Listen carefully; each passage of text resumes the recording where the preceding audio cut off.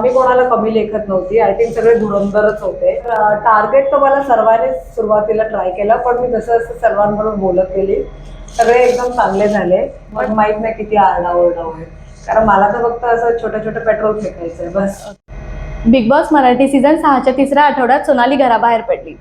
तिचा या घरातला प्रवास कसा होता हे आपण तिच्याकडूनच जाणून घेऊया. हिंदी बिग बॉस मध्ये तू ऍक्टिव्ह होतीस, पण मराठी बिग बॉस मध्ये तू डिएक्टिव्ह झाली. तर तुझा काही खास म्हणजे तू काय करू शकली नाहीस तिथे, कसं काय बोलशील याबद्दल? ऍक्च्युली मी डिॲक्टिव्ह नव्हती. मला ऍक्च्युली इन्फेक्शन झालंय, त्याच्यामुळे मला बाहेर पडावं लागलं. आणि मी बिग बॉसला रिक्वेस्ट केलेली, कारण मी जेव्हा घरात गेली त्याच्या तिसऱ्या चौथ्या दिवशीच माझं हे इन्फेक्शन सुरू झालेलं. आणि मी त्यात पहिला सुरुवातीला एवढं लक्ष न दिलं, आणि त्याच्यानंतर ते जेव्हा वाढत गेलं तेव्हा मला तो स्ट्रेस झाला, ती घंटी वाजायला लागली. आणि ऑफकोर्स स्किन कंडिशन आहे, मला स्कॅबिस झाला आहे.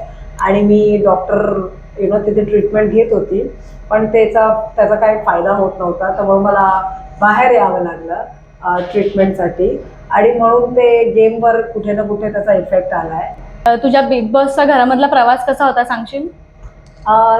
प्रवास तर माझा खूप एक्सायटिंग होता, कारण जेव्हा मला ही संधी भेटली की बिग बॉस मराठी आता करायचं आहे आणि मी महाराष्ट्रीयनच आहे, तर मला नेहमी माझी फॅमिली आणि फ्रेंड्स विचारतात की तू महाराष्ट्रीयन आहे तर मराठीमध्ये का ना काय करत. तर जेव्हा मला ही संधी मिळाली मी खूप एक्सायटेड होती, आणि मला वाटलं की चांगली अपॉर्च्युनिटी आहे, ग्रॅब करा. आणि मी खूप एक्सायटेड. आणि मी काय सांगू, म्हणजे मी स्वतःला टॉप फायनल्समध्ये बघत होते. माझी ही स्ट्रॅटेजी होती, एवढं मी प्लॅनिंग पण केलेलं. पण अनफॉर्च्युनेटली इन्फेक्शनमुळे मला थोडं ते बॅकसीट घ्यावं लागलं. सर्वात जास्त टार्गेट कोणी केलं? आय थिंक मला जेव्हा माझी एंट्री झाली, आय थिंक लोकांना थोडासा ते ऑफ मी वाटली, कारण त्याला मी थोडी वेगळी वाटली. त्याला वाटलं की हे काय, बिग बॉसने हे काय पाठवलं. आणि मी ज्या प्रकारे उभी होती आणि बोलत होते आणि इंटरॅक्ट करत होती, सर्वांना तसाही दरारा थोडा बसलेला. सगळ्यांना वाटलं की मी खूप टँट्रमवाली आहे, खूप भांडखोर आहे, खूप ॲटिट्यूड आहे मला. हे सर्वांना असंच इम्प्रेशन वाटलं. तर टार्गेट तर मला सर्वांनीच सुरुवातीला ट्राय केला, पण मी जसं जसं सर्वांबरोबर बोलत गेली सगळे एकदम चांगले झाले. पण मुली काही होत्या जे मला टार्गेट करत होते सुरुवातीपासून, आणि ते खूप नॅचरल आहे, कारण प्रेझन्स खूप स्ट्रॉंग आहे. ओके, बरं. तू बिग बॉसच्या घरात कोणाला मिस करशील जास्त? मी कोणालाही मिस करत नाहीये. ऍक्च्युली मी माझंच घर मिस करत होती. कारण जेव्हा आपण बिग बॉसच्या घरात जातो ते काय एवढं प्लेझंट नसते, कारण एवढी जणं येतात, वेगळ्या वेगळ्या क्षेत्रातनं बॅकग्राऊंडमधनं येतात. तुम्हाला माहित आहे कोण शेतकरीचं काम करत होतं, म्हणजे जे जमिनी आहेत त्यात जे पाणी सोडतात जमीन करताना, कोण तसं होतं, कोण हमाल होते, कोण कोणाचे डॅडी डिलिव्हरी बॉय होते, कोणाची मम्मी हॉस्पिटलमध्ये साफसफाईचं काम करते. तर जेव्हा तुम्ही अशा बॅकग्राऊंडच्या लोकांना भेटतात, तुम्ही ऑटोमॅटिकली थोडे हंबलच असतात, आणि तुम्हाला असं वाटते की त्यांना त्यांच्याबरोबर चांगलं राहावं. आणि तर माझी हीच फिलिंग झालेली तिथे. तुला काय वाटतं घरामध्ये कोण मास्टर माइंड होतं? मला मास्टर माइंड ऍक्च्युली खूप लवकर आहे बोलायला, कारण सगळ्यांचे चेहरे आत्ता बाहेर येतात, सगळ्यांना गेम आत्ता कळत आहे. तर आय थिंक करण इंटरेस्टिंग आहे. तो काहीतरी डिकोड करत असतो, ॲनालाइज करतो, ट्राय करतो की हे का असं का, ही सिच्युएशन, हा माणूस असं का, हे असं तो ट्राय करत राहतो. त्याच्यानंतर विशाल पण ट्राय करत आहे, थोडा प्रयत्न करायचा, कारण त्याला दुसऱ्यांदा एक संधी भेटलाय. त्याला प्रूव्ह करायचं आहे या बिग बॉसमध्ये की त्याला चांगलं गेम खेळायचं आहे, आणि प्रेक्षकांनी त्याला पसंत केलं पाहिजे. नंतर बाकीचे पण खूप चांगला गेम खेळत आहे. तर आय थिंक आता खूप लवकर आहे मास्टर माइंड बोलण्यासाठी, कारण आता तर सर्वजण खेळायला सुरुवात केली. बरं. सगळ्या मुलींमध्ये तू सिनियर होतीस आणि तू सगळ्यांना कमी लेखतेस असा आरोप आहे, त्याबद्दल काय सांगायचं तुला? पण होत्या, हिंदी बिग बॉस पण करून आली आहेस, मी कमी लेखते. हा, असा आरोप आहे. नाही, ते बिचारे त्यांना असं वाटलं असेल.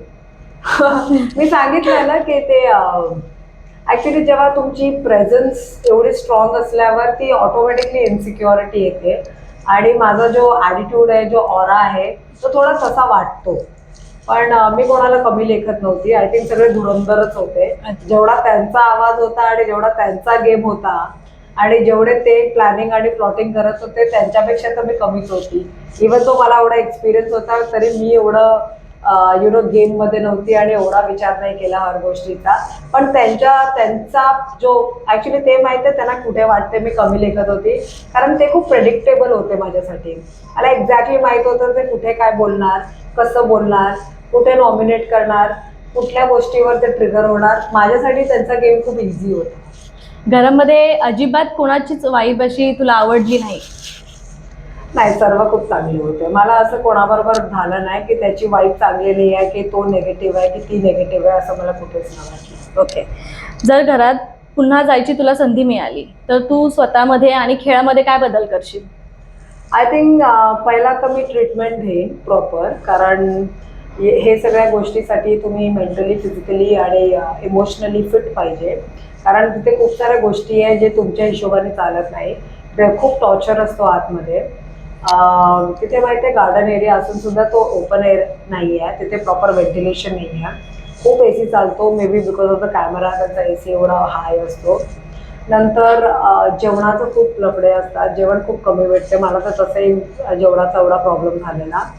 मग त्याच्यासाठी आय थिंक बदल तर मी हेच करेन. जर मी फिट अँड फाईन होऊन जाईन तर ऑफकोर्स माझा पण गेम जो आय थिंक लास्ट वीक मी हळूहळू थोडा सुरुवात केलेली एक एक कार्ड काढण्याचा आणि एक एक शेड दाखवण्याचा, पण इन्फेक्शनमुळे मला निघावं लागलं. तर माझे एक एक कार्ड मग ते बाहेर येत राहणार आणि मग माहित नाही किती आरडाओरडा होईल. कारण मला तर फक्त असं छोटं छोटं पेट्रोल फेकायचंय बस. ओके. आणि ऑटोमॅटिकली मग जर मी पुन्हा येईन तर आगच लागेल मग. घरामध्ये प्रभू शेळकेसोबत तुझा चांगला बॉन्ड होता, काय सांगशील त्याच्याबद्दल? आय थिंक प्रभूला मी नेहमी छोटं बाळ बोलायची, कारण थोडं क्यूट आहे आणि तो आहे ना असा एकटा बसलेला असतो आणि असं ऑब्झर्व करत असतो सगळ्यांना. तर मला ते क्यूट वाटलं आणि साधा आहे, तो बोलतो पण तर मला ते असं चांगलं वाटते. तर तो हुशार पण आहे, तो गेम एकदम त्याला माहिती आहे कसा खेळायचा. तो शिकून पण आलाय आणि तो शिकतो पण आणि तो शिकवत पण आहे. त्याला माहित आहे बरोबर कॅमेऱ्यात बोलायचंय, काय बोलायचंय, कसं जोडायचंय, कसं ते सांगायचंय आपली स्टोरी, कसं प्रेक्षकांचं प्रेम घ्यायचंय आणि वोट्स पण. आणि तो बोलायचं पण की माझे एवढे लोक आहे बाहेर, मला वोटिंग भेटणारच, मी बाहेर जाणार नाही. तर त्याला गेम एकदम माहिती. Thank you Sonali. Thank you very much.